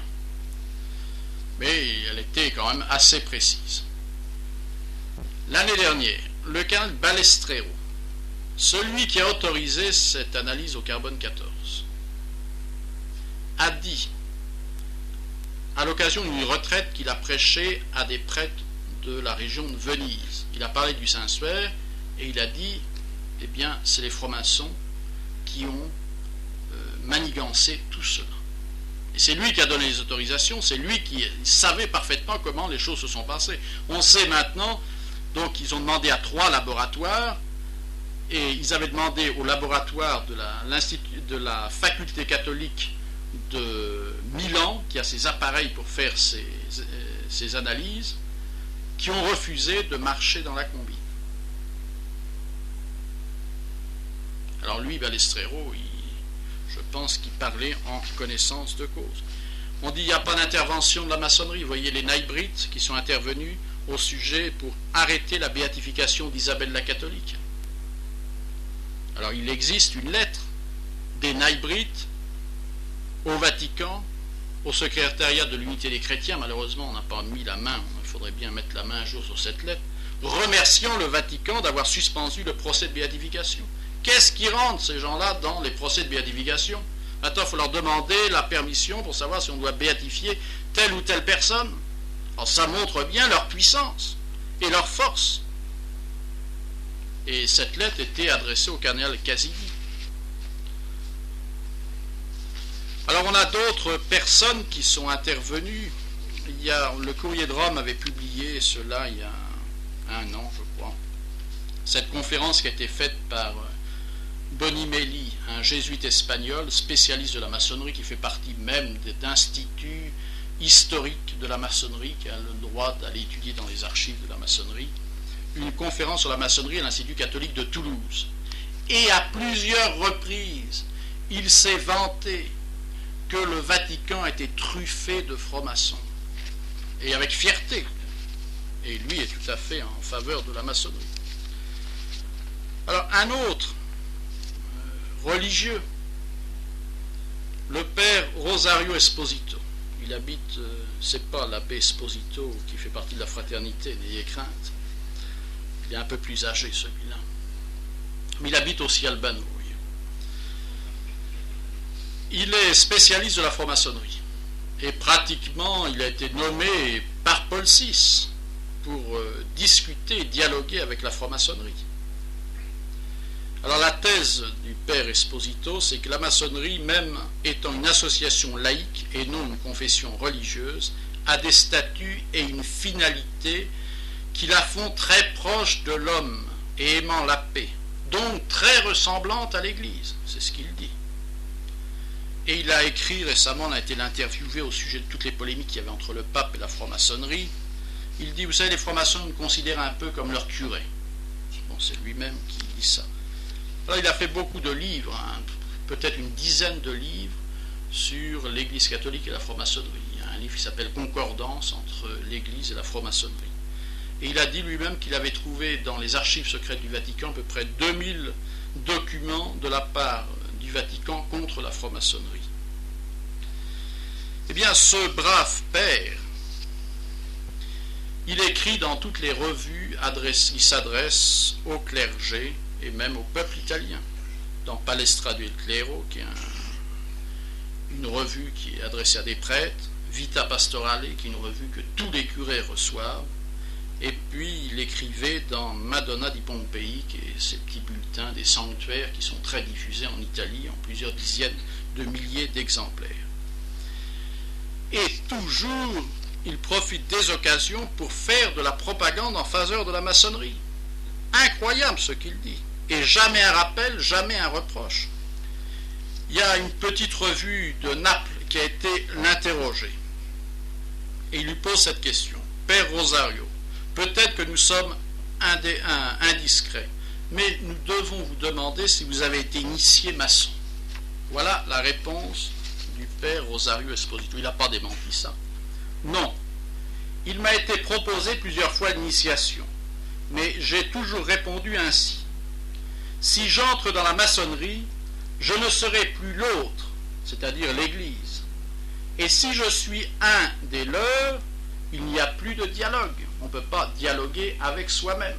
Donc il faut que je reste l'Église, que les maçons restent les maçons, et donc nous pouvons dialoguer. Mais il n'a pas fini. Il dit, j'ai toujours déclaré à qui veut l'entendre et à qui ne veut pas l'entendre, que je suis maçon jusqu'au plus profond de mon âme. Je suis totalement solidaire avec eux. Je partage toutes leurs constitutions, les antiques devoirs. Je suis totalement avec eux. Juridiquement, je n'ai jamais voulu accepter.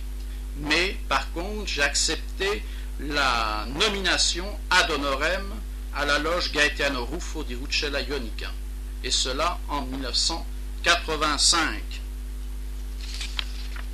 Et ensuite, il fait un certain nombre de déclarations. Il est en train de préparer un livre sur les saints et la franc-maçonnerie. Mais c'est inimaginable ce qu'il écrit. Il dit par exemple que saint Alphonse, c'est lui qui le dit, n'était pas contre la franc-maçonnerie. Parce que dans ses œuvres, il n'attaque pas la franc-maçonnerie. Donc c'est qu'il était ami des francs-maçons. Il dit Bartolo Longo, c'est lui qui a fondé l'œuvre de Pompéi, qui a fondé ce grand sanctuaire à côté de Naples. Ils disent, c'était un ami des francs-maçons.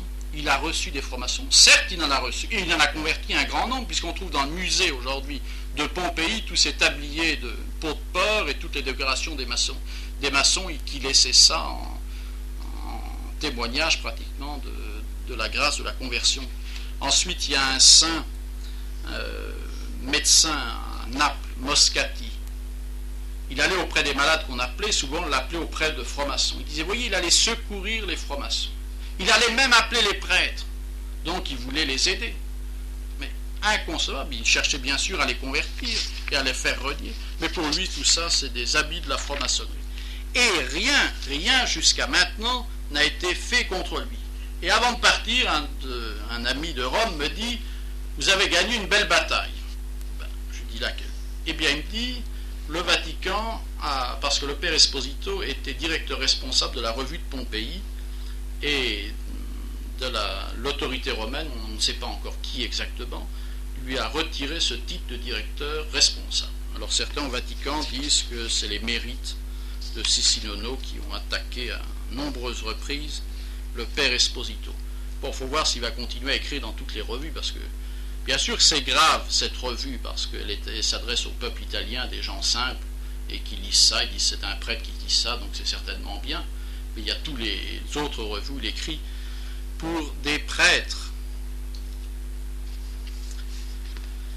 Un autre fait qui semble aussi très grave, c'est qu'aujourd'hui, on ne se scandalise plus des interventions de la franc-maçonnerie à l'intérieur de l'Église. Je vais vous citer deux cas. Autrefois, ça aurait créé un scandale énorme dans la chrétienté. Un journal a été interrogé, l'ex-grand maître de la P2, Licio Gelli. Il déclare, il dit, personnellement, dans le dialogue avec le monde catholique, j'ai fait beaucoup pour retirer du nouveau code de droit canonique l'excommunication des francs-maçons. Alors il dit lui-même qu'il est intervenu dans le monde catholique pour retirer cette condamnation. Il dit, en son temps, la maçonnerie a collaboré sur le concept de l'unité des chrétiens. Et il dit qu'ils sont passés aussi à travers les pasteurs anglicans, parce que parmi eux, il y a beaucoup de franc-maçonnerie. Il cite un autre fait. Il dit, la maçonnerie a participé à la réalisation de la Bible. On appelle ça en Italie concordée, on peut dire en France, c'est la Bible œcuménique. Et c'est une Bible qui est sortie en 1968 avec l'approbation d'un évêque, Monseigneur Baldassari, qui était évêque de Ravenne. Et celui qui a traduit l'évangile de Saint Jean est l'ex-grand maître d'Italie, qui s'appelle Giordano Gamberini, Il est ex-grand maître, c'est lui qui a précédé Di Bernardo. Et avant d'être grand maître, il était évêque de l'église gnostique. Et c'est lui qui a traduit l'évangile de Saint Jean, qui est lu, qui est la Bible certainement la plus utilisée actuellement en Italie par les catholiques. Une revue italienne s'est occupée de questions de traduction de la Bible. Vous voyez, en France, on parle du Christ, le Christ. Et quand on entend les prêtres nous parler Christ-ci, Christ-là, ça sonne mal à l'oreille. En Italie, c'est tout à fait le contraire. On parle toujours Christo, Christo. Et parler le Christ, il Christo, c'est quelque chose de tout à fait nouveau. Et ces journalistes ont fait une enquête pour savoir d'où c'était venu. Eh bien, c'est ce Giordano Gamberini, grand maître et gnostique, qui a introduit ça dans les traductions. Et un journaliste que je connais a été l'interroger. Il lui a dit, alors, première réaction de l'ex-grand maître, il dit, ah oui, c'était une de nos grandes victoires. Et ensuite, le lendemain, il a fait écrire une lettre en disant, voilà ma déclaration, où il cachait un peu tout ça, il ne nous mettait plus de sa grande victoire. Alors c'est un autre journaliste écrivait qu'à une autre époque, savoir qu'un grand maître de la maçonnerie, ex-évêque gnostique, a traduit l'évangile de Saint Jean, qui est utilisé par des catholiques, ça aurait fait un tollé général. Non, c'est une chose normale qui se publie. Les évêques, les prêtres, personne n'en parle, personne n'est scandalisé. Alors un autre fait qui aussi montre jusqu'où l'esprit de la maçonnerie pénètre dans l'Église.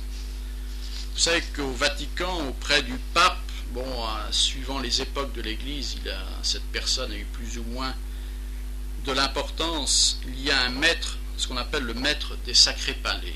C'est un professeur de théologie qui pratiquement est à la disposition du pape pour les encycliques, pour revoir des textes, pour voir si vraiment ce qui est publié est parfaitement conforme à la tradition de l'Église. Alors pendant de nombreuses années, on a eu le père Chappi qui a été ensuite nommé cardinal, et maintenant, depuis un an, on a le père, qui est un dominicain, Georges Cotier, qui a été longtemps à Genève,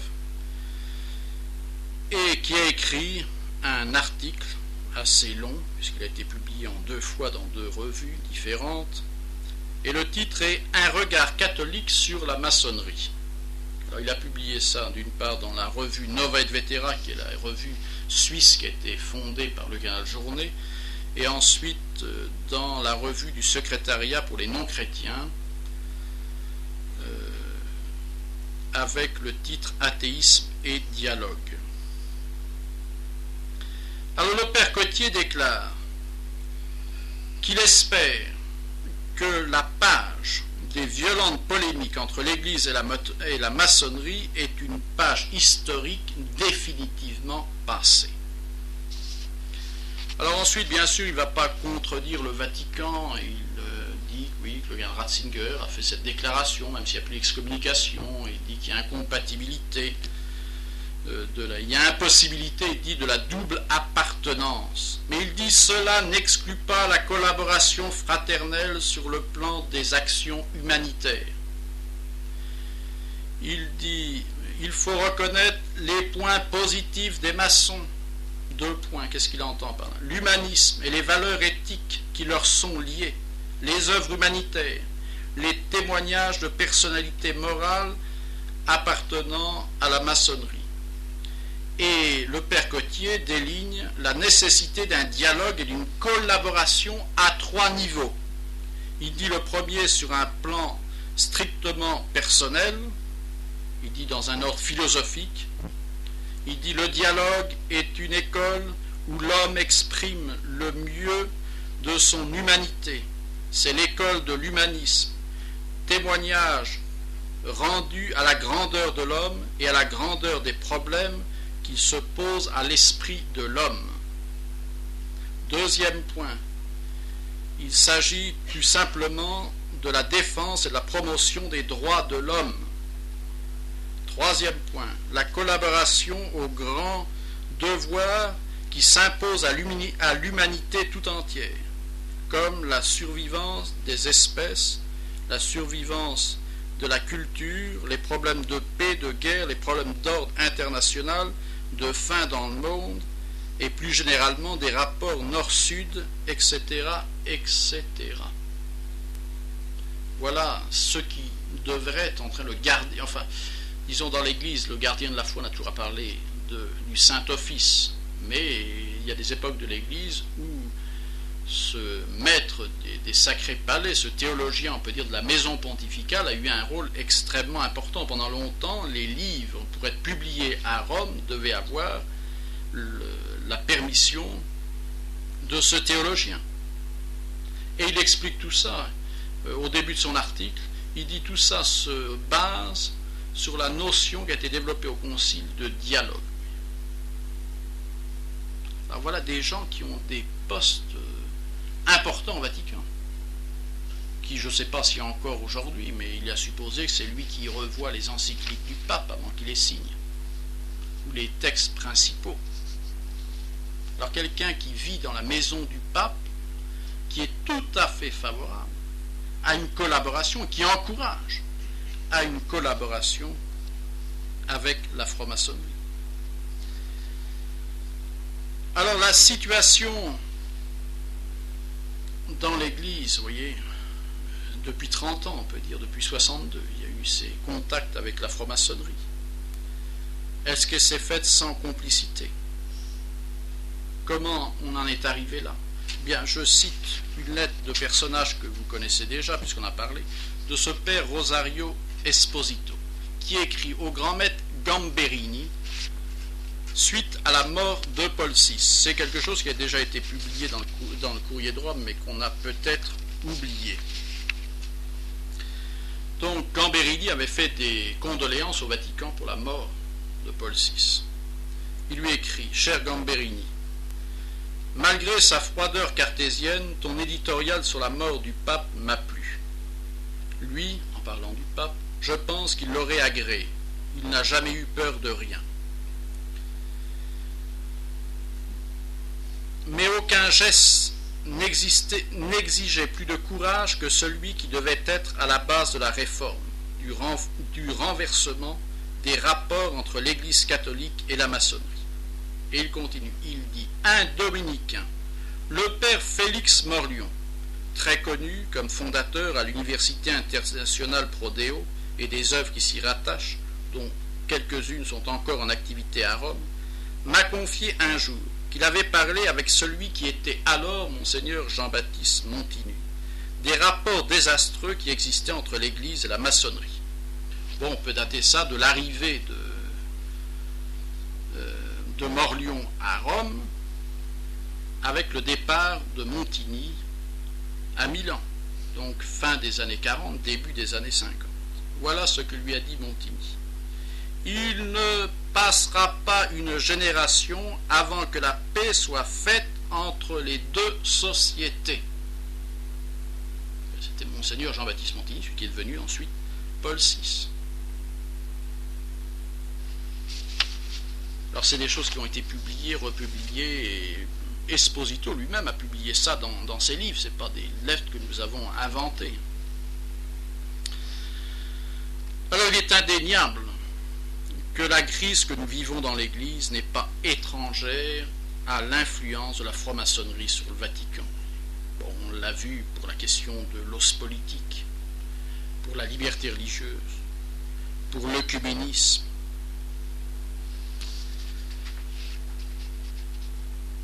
On ne peut pas continuer indéfiniment, et je voudrais en tirer une conclusion, et bien sûr vers quelque chose de plus spirituel, car il ne faut pas se décourager, il ne faut pas voir tout en noir. Les questions de la franc-maçonnerie n'ont jamais été très encourageantes. Pensons à un saint Maximilien Kolbe, qui a lutté toute sa vie contre la franc-maçonnerie, qui a fondé son œuvre de l'Immaculée pour gagner la bataille contre la franc-maçonnerie. Et lui avait compris ce qu'était la franc-maçonnerie. Il a écrit: la maçonnerie est une association secrète, avec des buts bien définis, qui peuvent se développer mais jamais être modifiés par qui que ce soit. Un de ces buts est la liquidation totale du monde surnaturel et la destruction de toute religion, spécialement celle catholique. Et pour la victoire, il disait, le seul chemin, c'est avec l'Immaculée, c'est avec Notre-Dame. Et je voudrais terminer par une citation d'un auteur que vous connaissez sans doute, Ernest Hello. Il disait que la faiblesse primordiale de l'homme était de ne pas haïr le mal. Il dit, parmi les poisons qui sont dans l'air, je veux compter, signaler ce grain d'admiration qui se glisse entre quelques grains de blâme quand il s'agit de dire « voilà le mal ». Le mal, notre devoir est de le flétrir, et non pas de faire des réserves délicates. Le mal est un monstre dont il faut avoir horreur, au lieu de le regarder comme une chose curieuse et avec complaisance. Et il dit dans un autre passage, en parlant de la Très Sainte Vierge, beaucoup de petits livres et de petites images ont donné à la Vierge Marie une douceur affadissante, une douceur niaise, qui n'a pas l'air de garder au fond d'elle-même l'énergie d'avoir horreur. La sainte puissance d'exécrer, cette exécration du mal est la plus noble des vertus et la plus oubliée des gloires. Il est difficile de savoir à quel point s'abaisse dans beaucoup d'hommes le sentiment de la sainteté, parce qu'ils le regardent comme mou, faible, dépourvu de cette énergie terrible qu'inspire l'exécration.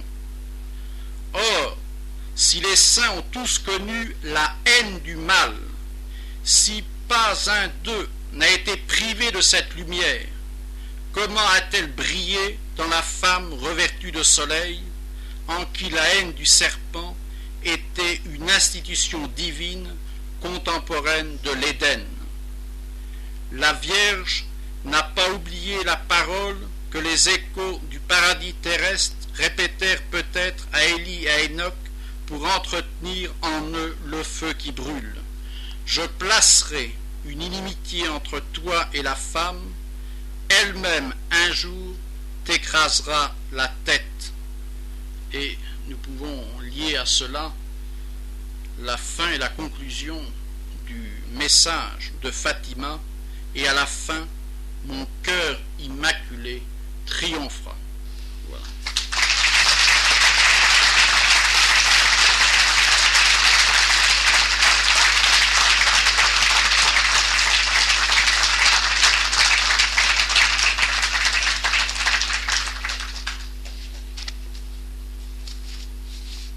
Alors maintenant, j'ai demandé s'il y avait des questions par écrit. C'est plus simple et bon, je le dis, il y a des questions je répondrai publiquement et d'autres que je préfère répondre en privé ou ne pas répondre. Et je prends un papier que j'avais dans un livre et il parle, c'est à sujet de la mort d'un professeur d'université de Milan. C'est un historien. Ils disent la maçonnerie de Plaisance participe d'une manière émue à l'unanime condoléance pour la disparition de l'illustre professeur, Monseigneur Franco Molinari. Bon, c'est publié dans les journaux sans difficulté, personne n'a rien à redire. Et c'est pas la première fois.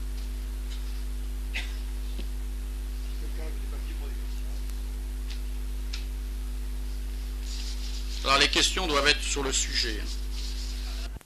Pose la question, y a-t-il des relations entre la franc-maçonnerie et l'intervention de l'Église au sujet du Carmel d'Auschwitz? Bon, je ne suis pas au courant. Enfin, bon, on avait publié à l'époque un long article sur l'histoire du Carmel d'Auschwitz, mais il est clair qu'il y a eu une intervention sur des hommes d'Église au sujet du Carmel d'Auschwitz.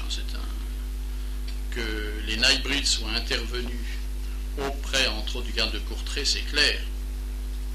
Et dès qu'il y a des interventions de ce genre, c'est toujours de Courtrai.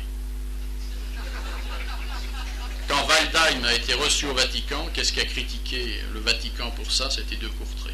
Et à plusieurs reprises, je n'ai pas en tête, mais il y a au moins ces 5 dernières années, 3 ou 4 interventions dans la même optique, ça a toujours été de Courtrai qui est intervenu. Donc, qui est une influence, c'est évident. Je ne sais pas quelles sont les relations personnelles, mais au moins les interventions auprès du garde de Courtrai, ça porte, puisque lui agit ensuite. Pour le rôle du judaïsme au sein de la secte maçonnique, il faut reprendre tous les livres de Poncin et compagnie. C'est clair que la tête de la maçonnerie, c'est la juiverie internationale, c'est un mystère pour personne. Les sectes maçonniques les plus puissantes, c'est les Naïbrites. Et les Naïbrites ne peuvent faire partie des Naïbrites que ceux qui sont de race juive. Et il y a quelques années, je ne sais plus si c'est Léon de Poncin ou d'autres, avaient publié la liste des noms de la nomenclature du Kremlin. Donc à peu près 200 noms. Bien sûr, les 200 noms, je crois qu'il y avait 180 qui étaient des juifs. La franc-maçonnerie a-t-elle financé le voyage du pape Jean-Paul II à Lyon? La question ne me surprend pas. J'ai lu ça, oui, je crois. Enfin, je ne pourrais pas donner les textes, mais j'ai lu que un mouvement israélite français avait payé une partie des dépenses du voyage. Et je dois vous dire, récemment j'étais à Lyon et j'ai feuilleté dans la bibliothèque du prieuré, il y avait un livre comme on fait à chaque voyage du pape sur le voyage du pape à Lyon. Alors bon, j'ai été curieux, j'ai été regarder qui accompagnait le pape. Et il y avait Monseigneur Silvestrini. Et j'ai dit comment il a accompagné le pape à Lyon. Lui, tant qu'il a été au Vatican, la secret d'État, il n'est jamais sorti du Vatican. Parce qu'il sait bien que le pouvoir, c'est le Vatican, qu'on part, on perd le contrôle. Alors je me suis... Bon, il est sorti pour les accords d'Helsinki et pour aller nommer le nouveau patriarche au Liban. C'est lui le responsable de la destruction du Liban. Mais j'étais très surpris pourquoi il est venu à Lyon. Mais je crois que... J'ai lu, je ne sais plus où, mais qu'ils avaient payé, c'est clair.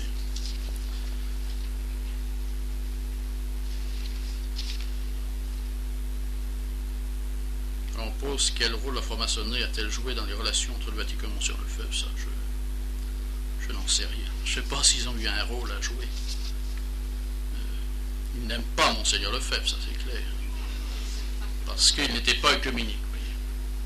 Et dans les journaux maçonniques, par exemple, ils sont toujours réjouis pour les questions d'assises, toutes ces réunions œcuméniques. Ils ont toujours applaudi la franc-maçonnerie. Mais c'est clair, plusieurs fois, il y a eu des interviews avec des francs-maçons, n'importe quoi. Quand ils parlent de Monseigneur Lefebvre, c'est toujours... c'est la vieille Église, ça représente l'Église antimaçonnique. Ça, ils ne peuvent pas supporter ça. Mais je ne pense pas qu'ils aient joué un rôle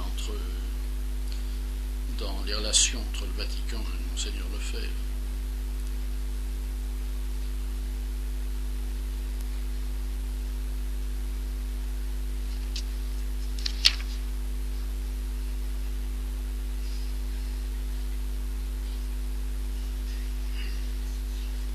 Bon, je ne sais pas la censure, je ne peux pas répondre à des questions auxquelles je ne peux pas.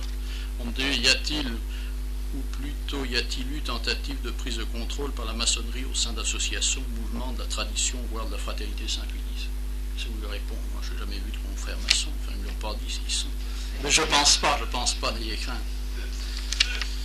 Que des maçons tournent autour, c'est clair. Qu'il y en ait peut-être dans cette salle, c'est aussi clair. Hein. Ah, dès qu'on annonce publiquement une réunion qui touche la maçonnerie, vous êtes sûr d'attirer les francs-maçons. Ça, c'est pas moi qui le dis, c'est des spécialistes de la franc-maçonnerie. Et je peux vous dire, il y a récemment, j'ai fait une conférence à Sion qui était annoncée dans les journaux avec des affiches. On avait un beau parterre de vénérables qui sont intervenus, qui sont présentés, même 33e degré, etc., etc. Il y en a un qui m'a écrit récemment.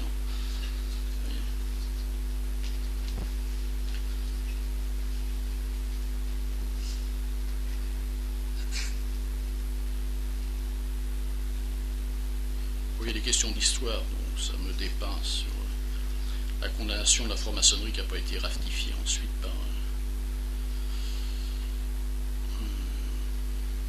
par le Parlement de l'époque, bon, sous François Ier, mais ça je ne connais pas. Pouvez-vous me donner une nouvelle de Monseigneur, je pense. Il n'a jamais été cardinal et puis il est mort. C'est Bounini, Monseigneur Bounini. Je dois dire que... Enfin, c'est possible, j'en sais rien, qu'il soit maçon ou pas. On a beaucoup raconté sur... Il est j'en peux dire, la main noire de toute la réforme liturgique, ça ne nous fait aucun doute. Mais on a beaucoup raconté sur lui, c'était un peu le bouc émissaire. Alors, parce qu'on a dit que le Paul VI l'avait écarté brusquement du Vatican, c'est vous, d'un jour à l'autre, il l'a envoyé comme nonce en Iran, parce qu'on avait découvert que Bounini était franc-maçon. Alors, l'histoire qu'on raconte, suite à une conférence, il a oublié sa serviette sur la table, et dans la serviette, il y avait des lettres de la franc-maçonnerie. Bon, je ne pense pas qu'il soit stupide à ce point-là, d'abord. Mais je crois que le motif est beaucoup plus simple, c'est qu'on répétait au Vatican de plus en plus que c'était Bounini qui décidait, c'était pas Paul VI. Et ça, il était extrêmement vexé de cela, qu'il ne soit pas le père de la réforme liturgique, alors il l'a expédié en Iran pour ça.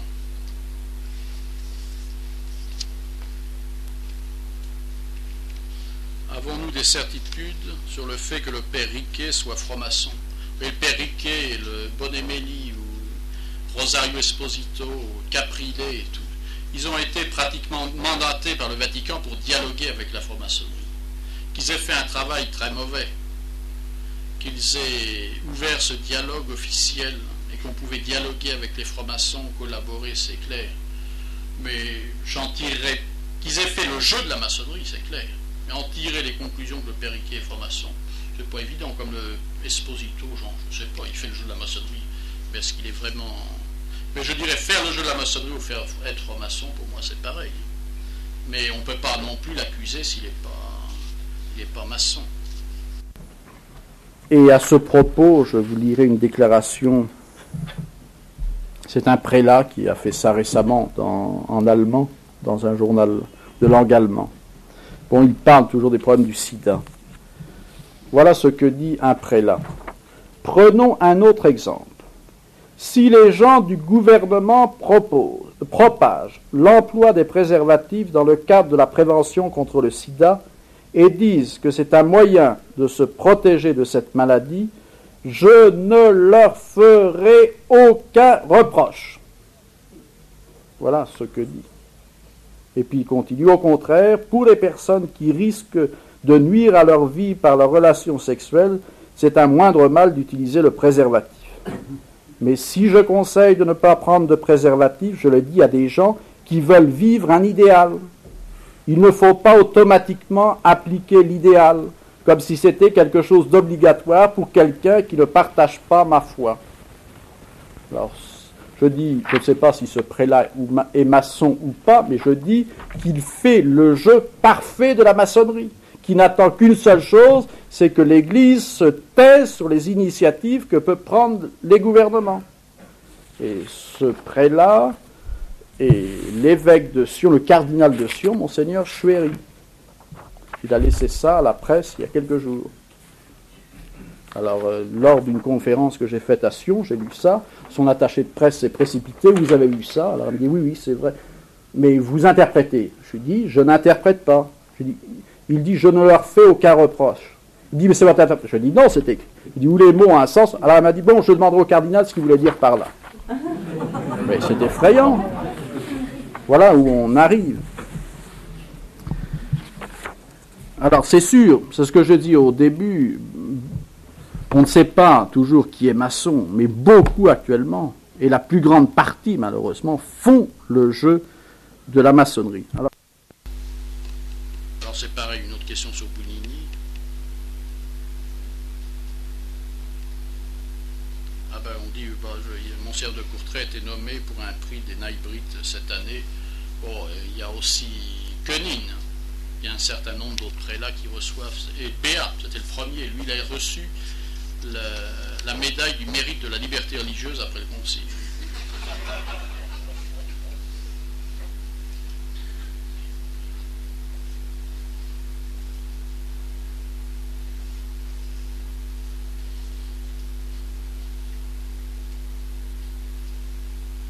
crois qu'il y a une petite erreur. Parce qu'on me dit, au sujet du docteur Moscati, je peux vous confirmer que le père Esposito est supérieur du couvent du père Gesù Nuovo à Naples, où est le corps de ce saint docteur. Et le père Esposito, l'église du Gesù Nuovo à Naples, ce sont des jésuites. Et le père Esposito est un paulinien. Donc il doit y avoir une petite erreur dans cette précision. Le canal Ratzinger n'était-il pas l'assistant du canal Koenig au Concile Vatican II? Non, il n'était pas assistant de Koenig, il était assistant de Höfner ou d'un Allemand, tandis que Koenig est un Autrichien. Bon, c'est pareil sur Bounini.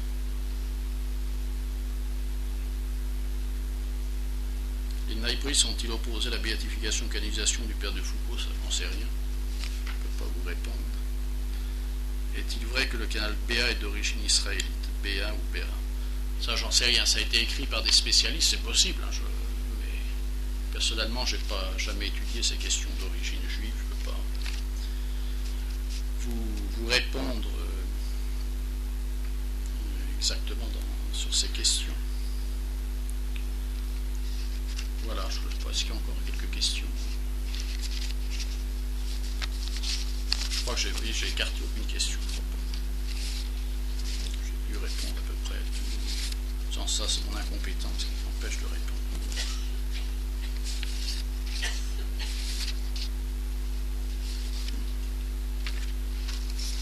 Mais je pense qu'il est important que ce soit du point de vue religieux, c'est comme le point de vue politique. Oui. Dans les campagnes politiques qu'on fait actuellement, et à juste titre, pour les élections, on va parler de la position des futurs députés ou futurs administrés sur leur position, par exemple, vis-à-vis de l'avortement, la défense de la vie. Et bien sûr que c'est notre devoir de leur poser la question, mais je crois aussi qu'il faudrait contraindre à leur faire prendre position sur la question de la maçonnerie. On ne veut pas aborder le sujet. On a peur de ça. Alors quand même, l'Église est plus forte que la maçonnerie. On ne doit pas se laisser terroriser par cela. C'est sûr qu'ils peuvent se venger, ils sont puissants, c'est évident, mais on est là pour se battre quand même. Et pas pour avoir peur. Mais je crois qu'on ne fait pas, et même, bon, je disais des futurs administrés, des élections qu'il y a, mais aussi de la part des évêques, oui.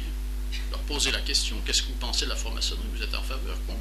Vous êtes pour une collaboration avec la franc-maçonnerie ou pas? Parce que là, on finit par voir vraiment qui est catholique, qui n'est pas catholique. Parce que c'est pas une question d'opinion personnelle. Il ne faut pas oublier que beaucoup s'imaginent, parce que la maçonnerie est une question souvent d'aspect humanitaire ou naturaliste, qu'elle n'est pas contre l'Église. Mais rien que le naturalisme porte à la destruction de l'Église. C'est le refus du surnaturel. C'est le refus de la nécessité de la rédemption, de la grâce. Alors rien que pour ça, on pourrait condamner la franc-maçonnerie. Mais il y a beaucoup d'autres raisons. Il y a leurs déclarations eux-mêmes. Et tous ceux qui ont appartenu à la franc-maçonnerie, qui ont lutté contre l'Église. Alors, non seulement depuis 1717 pratiquement, la franc-maçonnerie cherche à infiltrer l'Église, à détruire l'Église. Bon, elle l'a toujours fait. Aujourd'hui, pratiquement, ses ennemis, on les traite comme frères séparés, plus ou moins. Bientôt, on aura peut-être à Rome, j'en sais rien, un secrétariat pour le dialogue avec les francs-maçons. On ne sait pas. Et non, c'est une chose normale. Ils sont reçus au Vatican. Il faut voir tous les naïbrites, la trilatérale, tout ça. Ils ont des réunions à Rome, on les reçoit comme d'autres personnalités. Alors je crois que c'est notre devoir de les dénoncer, comme les ennemis, les pires ennemis de l'Église. Et bien sûr qu'on parle aussi des messes noires, qui est extrêmement grave, c'est un sacrilège, oui. Mais je pense que le commun des maçons je ne dis pas que les messes noires n'existent pas, que la maçonnerie ne pratique pas à certains niveaux des messes noires. Mais je pense que le commun des maçons n'a jamais assisté à une messe noire. Mais je crois ce qui est beaucoup plus, voilà, façon de parler, ne me faites pas dire ce que j'ai pas dit, mais peut-être que dans l'ensemble, ce qui est plus dangereux pour l'Église, même si la messe noire est une chose horrible, c'est ces idées de naturalisme, d'indifférentisme, qui sont propagées par la franc-maçonnerie, qui effritent complètement le christianisme, de liberté religieuse, de communisme, qui empêchent à l'Église d'être celle qui proclame la vérité. Et je vous parlais tout à l'heure de ces agapes qui se faisaient, la fameuse agape de 62, c'est là où on a plus de renseignements, puisqu'ils ont publié tous les discours, etc. à ce sujet-là. Celui qui était évêque auxiliaire à Rome à l'époque a déclaré, c'est lui qui a fait la conclusion, nous ne déclarons pas, il était évêque, les capitalistes de la vérité, bon, dans le sens capitaliste de la vérité, ceux qui détiennent, ceux qui ont le pouvoir de la vérité. Alors c'est ça qui ruine l'Église, de penser qu'on n'est plus sûr que l'Église possède la vérité et la seule institution qui possède la vérité. C'est une erreur de penser continuellement que dans les autres il y a du bien, il y a une parcelle de vérité, il ne faut pas voir que les côtés négatifs. C'est des notions, cela, qui existent simplement depuis une trentaine ou quarantaine d'années. On n'a jamais condamné les sociétés pour ce qu'elles avaient de bon en soi, mais pour ce qu'elle a de mauvais. Et le mauvais qu'il y a dans les autres institutions corrompt ou rend prisonnière la vérité, et corrompt la vérité qu'elles ont pris souvent à l'Église. D'autre part, on ne voit pas, le mal en soi n'existe pas, puisque c'est une négation, le mal. Vous ne trouverez pas... On vous dit souvent, oh, mais vous savez, quand on parle de la crise de l'Église, mais quand même, il n'est pas si mal que ça. Un tel n'est pas si mal que ça, parce qu'il a 80% de bon. Mais nous, ça nous est égal. Ce qu'on a besoin, c'est 100%. Pourquoi refuser les 20%? Notre Seigneur est venu nous transmettre une révélation, un évangile, et on veut cet évangile dans son intégralité. Et le devoir de l'Église, c'est le transmettre dans son intégralité. Et tous ceux qui ne sont pas d'accord avec ça sont des ennemis de l'Église, des ennemis de notre Seigneur. La franc-maçonnerie, c'est clair, ils ne peuvent pas supporter notre Seigneur Jésus-Christ. On parle de Dieu, qui est Dieu, on ne sait pas, mais jamais de notre Seigneur. Alors nous, on ne peut pas aller dialoguer, on ne peut pas être amis avec les ennemis de notre Seigneur. Alors je crois que même, je dirais, dans nos milieux traditionnalistes, trop souvent, on ne donne pas l'importance à la question maçonnique. On dit, mais nous, on est tous contre. Ce n'est pas notre problème. On n'en fait pas partie. Mais on doit mettre cela et montrer cela aux autres, à ces pauvres catholiques qui sont entraînés par la masse et par tout ce qu'ils entendent aujourd'hui. Et peut-être aussi par éclairer les prêtres sur la réalité de la franc-maçonnerie. On pêche par omission souvent. Alors je crois que c'est un rôle important de ceux qui aiment l'Église et qui veulent revoir l'Église dans toute sa force, dans toute sa gloire, sa puissance, son triomphe. Cela ne viendra qu'avec la lutte contre la maçonnerie. Il n'y a pas de victoire sans combat. Et il n'y a pas de combat sans lutte, sans sacrifice. Alors on va penser que l'Église va triompher toute seule. C'est encore du naturalisme. La vérité finira par triompher par elle-même. On entend ça souvent. Laissons la vérité l'erreur, de toute façon la vérité va finir par triompher. Comme s'il n'existait pas le péché originel. Comme si l'homme ne pouvait pas se tromper.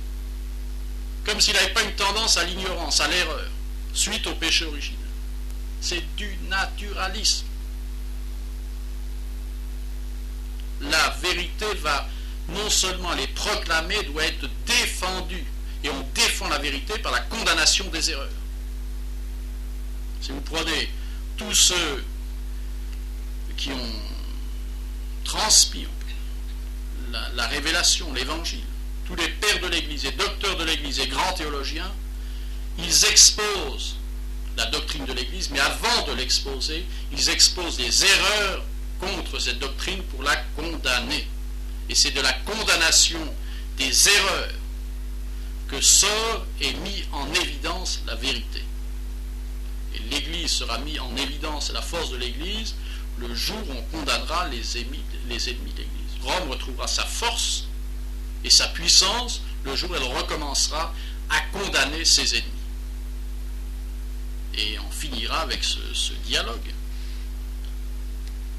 Alors je crois que c'est aussi à nous à prendre cette résolution de ne pas avoir peur et de dénoncer publiquement le rôle de la maçonnerie et son rôle néfaste pour l'Église et pour la société. Et ils ont essayé de trouver quelque chose alors dans les élections des papes ou des Est-ce que la franc-maçonnerie a eu quelque chose à voir dans les élections des papes? C'est compliqué, difficile à dire. Ce ne serait pas impossible. Le cardinal Siri de Gênes a écrit que lui était favorable à abolir le secret du conclave pour éviter des pressions extérieures. Alors, d'après ce qu'on sait, c'est qu'il a laissé le cardinal Siri, bon, même s'il n'a pas agi avec force, on aurait pu attendre beaucoup plus de lui, il a laissé des écrits, 500 pages, sur la crise actuelle, et sans doute sur les conclaves, sous-scellés, demandant qu'on ne publie pas ça avant 50 ans. J'espère que quelqu'un aura le courage de faire sauter les scellés avant. Mais d'après ce qu'il dit, que pour les dernières élections, il y a eu certainement quelque chose, on ne sait pas quoi, mais certainement quelque chose s'est passé. C'était assez clair d'après ses paroles. Je crois qu'il faut conclure, parce que je suis trop bavard et je vous fatigue.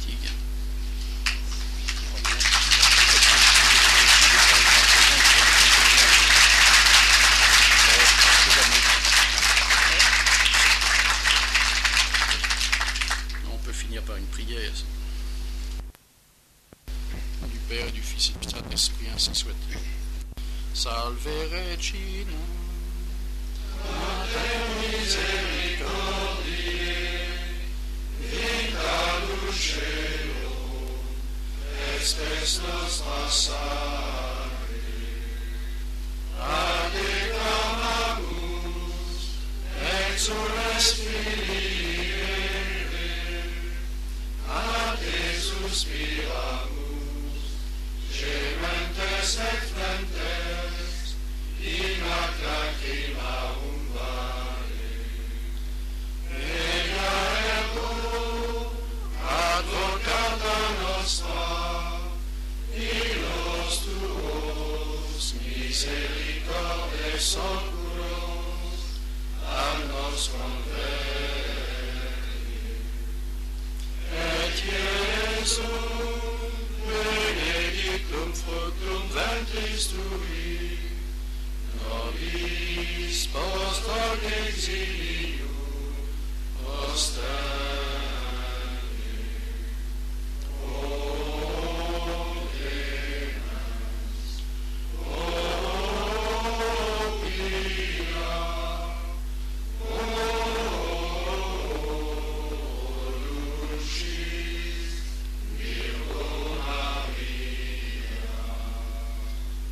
Père et du Fils et du Saint-Esprit, ainsi soit.